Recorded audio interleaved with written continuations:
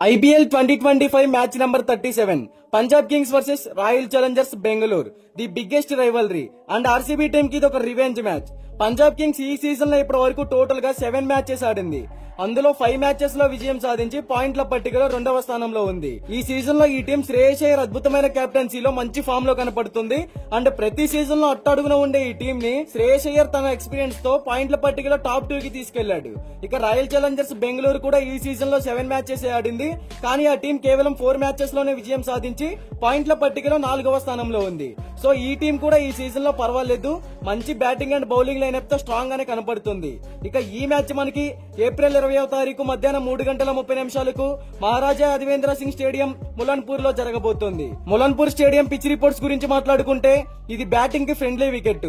ఈ రెండు టీమ్స్ మధ్య మ్యాచ్ కాబట్టి ఒక హై స్కోరింగ్ గేమ్ అయితే మనం ఎక్స్పెక్ట్ చేయవచ్చు. అండ్ బౌలర్లంతా లైనింగ్ లెంత్ ను జాగ్రత్తగా చూసుకోవాలి, ఎందుకంటే చిన్న బౌండరీలు కాబట్టి బ్యాటర్లందరికీ స్కోర్ చేయడానికి సులువుగా ఉంటుంది. ఇక్కడ యావరేజ్ ఫస్ట్ బ్యాటింగ్ స్కోర్ వచ్చేసి 180 runs, average second batting score వచ్చేసి 170 రన్స్. టాస్ గెలిచిన కెప్టెన్ గనక ముందుగా బౌలింగ్ ఎంచుకుంటే పిచ్ కండిషన్స్ ని అర్థం చేసుకుని సెకండ్ ఇన్నింగ్స్ లో విన్ అయ్యే ఛాన్సెస్ ని క్రియేట్ చేసుకోవచ్చు. అలాగే లాస్ట్ 10 మ్యాచెస్ లో ఇక్కడ పేస్ బౌలింగ్ కి 94 వికెట్స్ పడితే స్పిన్ కి కేవలం 41 వికెట్స్ పడ్డాయి. సో ఇక్కడే మనం అర్థం చేసుకోవచ్చు ఈ పిచ్ అనేది పేస్ బౌలర్ కి అడ్వాంటేజ్ గా ఉంటుందని. అలాగే చేసింగ్ కి పిచ్ అనేది కొంచెం అనుకూలంగా ఉన్నా ఈ సీజన్ లో జరిగిన 3 మ్యాచెస్ లో కూడా ఫస్ట్ బ్యాటింగ్ చేసిన టీమ్సే విన్ అయ్యాయి. మరి ఈ మ్యాచ్ లో ఈ పిచ్ అనేది ఎలా ఉండబోతుందో చూడాలి. ఇక ఈ రెండు టీమ్స్ మధ్య జరిగిన లాస్ట్ మ్యాచ్ లో పంజాబ్ కింగ్స్ విజయం సాధించింది. చిన్నస్వామి స్టేడియంలో వర్షం కారణంగా ఈ మ్యాచ్ ని 14 ఓవర్లకు కుదించారు. పంజాబ్ కింగ్స్ టాస్ గెలిచి బౌలింగ్ ఎంచుకుంది.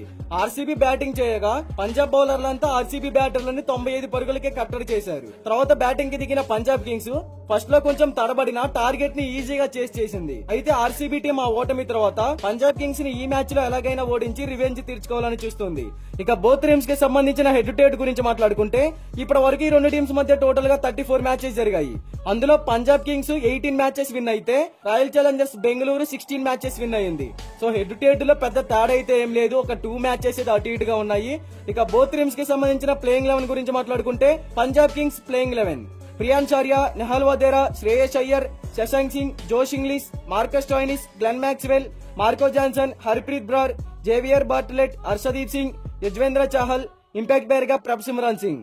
Royal Challengers Bengaluru playing 11 Phil Salt, Virat Kohli, Rajat Patidar, Liam Livingstone, Jitesh Sharma, Tim David, Krunal Pandya, Bhuvneshwar Kumar, Josh Hazlewood, Shreyas Sharma, S Dayal, impact player గా దేవదత్ పడికల్ లేదా మనోజ్ బాండాగే. మరి ఈ రెండు టీమ్స్ లో ఏ టీం గెలుస్తుంది అని మీరు అనుకుంటున్నారో కామెంట్ చేయండి.